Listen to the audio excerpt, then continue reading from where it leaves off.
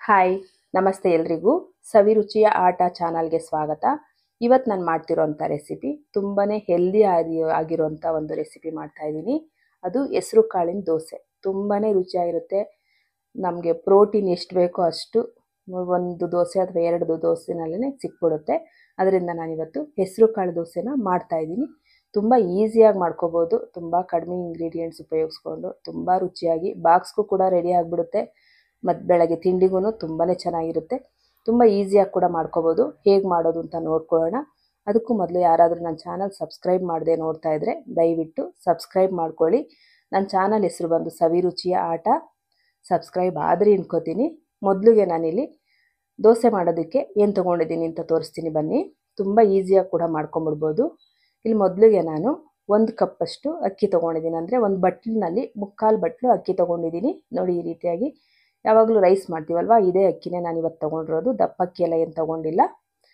3/4 ಕಪ್ಪು ಅಕ್ಕಿಗೆ 3/4 ಕಪ್ಪಷ್ಟು ಹೆಸರು ಕಾಳನ್ನ ಸೇರಿಸ್ತಾ ಇದ್ದೀನಿ. ಇದು ಊರಿಂದು ಹೆಸರು ಕಾಳು, ಅದಕ್ಕೆ ಕಲರ್ ಈ ಥರ ಇದೆ. 3/4 ಕಪ್ಪು ಅಕ್ಕಿಗೆ 3/4 ಕಪ್ಪು ಹೆಸರು ಕಾಳು. 1 ಟೇಬಲ್ ಸ್ಪೂನು ಮೆಂತ್ಯ ಯಾವುದೇ ದೋಸೆಗೆ ಹಾಕೋದ್ರೂ ತುಂಬಾ ಒಳ್ಳೆಯದು. ನಮ್ಮ ದೇಹಕ್ಕೂ ಕೂಡ ತುಂಬ ತಂಪು. ಇದ್ರ ಜೊತೆಗೆ ನಾನು ಒಂದು 2ರಿಂದ 3 ಟೇಬಲ್ ಸ್ಪೂನಷ್ಟು ಅವಲಕ್ಕಿ ಕೂಡ ಸೇರಿಸ್ಕೊಂಡಿದ್ದೀನಿ. ಇವಾಗ ಇದನ್ನೆಲ್ಲ ಚೆನ್ನಾಗಿ ಮಿಕ್ಸ್ ಮಾಡಿಬಿಟ್ಟು 3ರಿಂದ 4 ಸಲ ಚೆನ್ನಾಗಿ ತೊಳ್ಕೊಂಡು ಬಂದುಬಿಡೋಣ. ನೋಡಿ, ತೊಳೆದಾಯಿತು. ತೊಳ್ಕೊಂಡು ಬಂದಿದ್ದೀನಿ. ಇವಾಗ ನಾನು ಅಕ್ಕಿ ಮುಳುಗೋ ಅಷ್ಟನ್ನು ನೀರು ಸೇರಿಸ್ಬಿಟ್ಟು ಮುಚ್ಚಿಟ್ಬಿಡೋಣ ಒಂದು ಪ್ಲೇಟು. ಒಂದು 6ರಿಂದ 7 ಗಂಟೆಗಳ ಕಾಲ ನೆನಿಲಿ. ಬರೀ ಅಕ್ಕಿ ಮತ್ತು ಬೇಳೆಗಳಾದರೆ ಒಂದು 5ರಿಂದ 6 ಅವರ್ ಸಾಕು.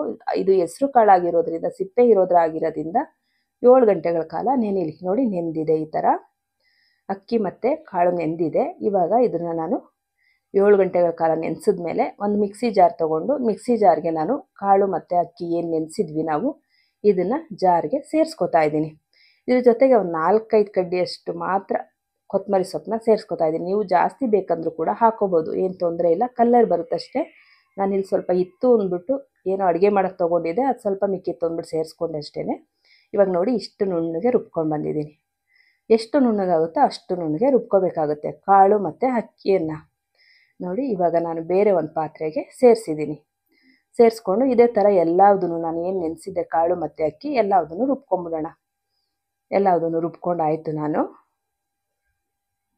ನೋಡಿ ರುಬ್ಕೊಂಡು ಒಂದು ಪಾತ್ರೆಗೆ ಸೇರಿಸ್ಕೊಂಡಾಯಿತು. ಇವಾಗ ನಾನು ಇದಕ್ಕೆ ಉಪ್ಪು ಕೂಡ ಇವಾಗಲೇ ಹಾಕ್ಬಿಡ್ತೀನಿ. ಸ್ವಲ್ಪ ನೀರು ಸೇರಿಸ್ಕೊಂಡಿದ್ದೀನಿ. ಅಂದರೆ ಇದು ಮಿಕ್ಸಿ ಜಾರಲ್ಲಿ ಸ್ವಲ್ಪ ಹಿಟ್ಟು ಹಂಗೆ ಉಳ್ಕೊಂಡಿರ್ತಲ್ವ, ಅದಕ್ಕೆ ಸ್ವಲ್ಪ ನೀರು ಸೇರಿಸ್ಕೊಂಡು ಹಾಕ್ಕೊಂಡಿದ್ದೀನಿ. ನೋಡಿ, ಈ ರೀತಿಯಾಗಿದೆ. ಒಂದು ಹದವಾಗಿದೆ. ತುಂಬಾ ಚೆನ್ನಾಗಿದೆ ದೋಸೆ ಹಿಟ್ಟು. ಇವಾಗಲೇ ನಾನು ಉಪ್ಪು ಹಾಕ್ಬಿಟ್ಟು ಇಟ್ಬಿಡ್ತೀನಿ. ದೋಸೆ ಮಾಡ್ಬೇಕಾದ್ರೆ ಮತ್ತೆ ಉಪ್ಪು ಹಾಕೋಂಥ ಅವಶ್ಯಕತೆ ಇರಲ್ಲ. ಉಪ್ಪು ಹಾಕಿದ್ಮೇಲೆ ಒಂದ್ಸಲ ಚೆನ್ನಾಗಿ ಮಿಕ್ಸ್ ಮಾಡಿಬಿಡೋಣ. ನೋಡಿ, ಈ ರೀತಿಯಾಗಿ ಮಿಕ್ಸ್ ಮಾಡಿಬಿಟ್ಟು ಮುಚ್ಚಿಟ್ಬಿಡೋಣ. ಇದು ಒಂದು 8ರಿಂದ 10 ಗಂಟೆಗಳ ಕಾಲ ಹುದುಗ್ ಬರೋದು ಅಂತ ಹೇಳ್ತೀವಲ್ವ, ಈಗ ದೋಸೆ ಹಿಟ್ಟೆಲ್ಲ ಹುದುಗ್ ಬರೋದು ಅಂತ ಹೇಳ್ತೀವಲ್ವ, ಅದಕ್ಕೋಸ್ಕರ ನಾವು ಎತ್ತಿಟ್ಬಿಡೋಣ ಮುಚ್ಚಿಬಿಟ್ಟು. ಒಂದು 8 ಗಂಟೆಗಳ ಕಾಲ ಆಗಲಿ. ಇವಾಗ ರಾತ್ರಿ ನಾವು ಈ ಥರ ರುಬ್ಬಿಟ್ಬಿಟ್ರೆ ನಾಳೆ ಬೆಳಗ್ಗೆಗೆ ಹುದುಗ್ ಬಂದಿರುತ್ತೆ. ಆ ಥರ ಬೆಳಗ್ಗೆ ತಿಂಡಿಗೆ ತಾನೇ ನಾವು ದೋಸೆ ಮಾಡ್ಕೋತೀವಿ, ಅದಕ್ಕೋಸ್ಕರ 8 ಗಂಟೆಗಳ ಕಾಲ ಇಟ್ಬಿಡೋಣ. ನೋಡಿ, ಇವಾಗ ಹುದುಗ್ ಬಂದಿದೆ. ಬೆಳಗ್ಗೆ ತೋರಿಸ್ತಾ ಇದ್ದೀನಿ. 8 ಗಂಟೆ ಆಗಿದೆ.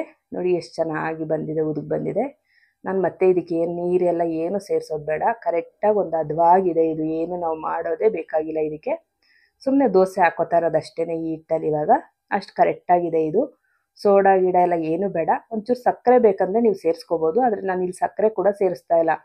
ಏನಕ್ಕೆ ಅಂದರೆ ಹೆಸರು ಕಾಳಲ್ವ ಹಾಕಿರೋದು, ದೋಸೆನೇ ಕಲರ್ ಚೆನ್ನಾಗಿ ಬರುತ್ತೆ ತವದ ಮೇಲೆ ಹಾಕಿದಾಗ. ಅದರಿಂದ ನಾನಿಲ್ಲಿ ಸಕ್ಕರೆ ಹಾಕ್ತಾಯಿಲ್ಲ. ಬೇರೆ ದೋಸೆಗಳೆಲ್ಲ ಮಾಡಿದಾಗ ಸ್ವಲ್ಪ ಸಕ್ಕರೆ ಸೇರಿಸ್ಕೋತೀವಿ.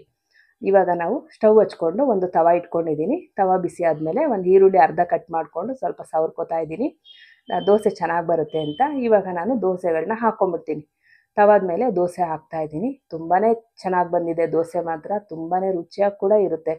ನೋಡಿ, ಈ ರೀತಿಯಾಗಿ ಆದಮೇಲೆ ಇದಕ್ಕೆ ಸ್ವಲ್ಪ ನಾವು ಎಣ್ಣೆ ಹಾಕ್ಕೊಳ್ಳೋಣ. ಬೇಕಾದರೆ ಬೆಣ್ಣೆ ಹಾಕ್ಕೋಬೋದು, ತುಪ್ಪ ಕೂಡ ಹಾಕ್ಕೋಬೋದು. ನಾನಿಲ್ಲಿ ಸ್ವಲ್ಪ ಎಣ್ಣೆ ಕೂಡ ಹಾಕ್ಕೋತಾ ಇದ್ದೀನಿ.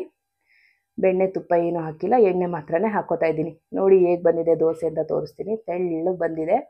ನೋಡಿ, ಈ ರೀತಿಯಾಗಿ ಬಂದಿದೆ. ಹೆಸರು ಕಾಳಲ್ವಾ, ಅದರಿಂದ ನಮಗೆ ದೋಸೆ ಚೆನ್ನಾಗಿ ಕಲರ್ ಕೂಡ ಹಿಂದೆ ನೋಡಿ ಕಲರ್ ಕೂಡ ಮಸಾಲೆ ದೋಸೆ ಥರ ಬಂದಿದೆ.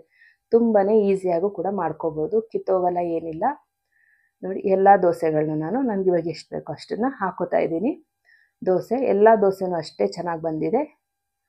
ನಮಗೆ ಬೇಕಂದರೆ ನಾವು ಮಡ್ಚಾಕೊಂಡು ಕೂಡ ಬೇಯಿಸ್ಕೋಬೋದು, ಬೇಡ ಅಂದರೆ ಹಂಗೆ ಎತ್ತಿಟ್ಕೋಬೋದು.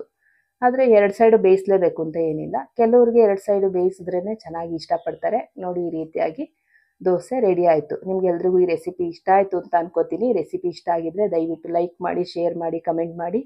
ಹಾಗೆ ಸವಿರುಚಿಯ ಆಟ ಚಾನಲ್ನ ಸಬ್ಸ್ಕ್ರೈಬ್ ಮಾಡ್ಕೊಳ್ಳಿ. Thank you.